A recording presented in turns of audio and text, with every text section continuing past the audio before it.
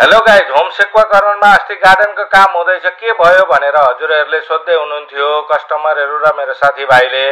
हाम्रो गार्डन काम लगभग सकिसकेको छ। हामीले यहाँ बसेर खाने, बस्ने, नाच्ने, गाउने सबै गरिसकेको छौँ। अहिले चाहिँ हाम्रो के छ भने तपाईलाई यो कामहरू सबै भइसकेपछि हामीले यहाँ सुरुवात पनि गरिसक्यौँ।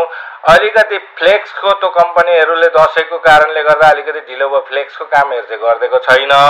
अरू हामीले सुरुवात गरिसकेको छौँ, ओपनिङ भइसक्यो। गार्डन पनि आएर शान्त वातावरण, चिसो वातावरणमा बसेर गार्डनमा मजा लिनु होला।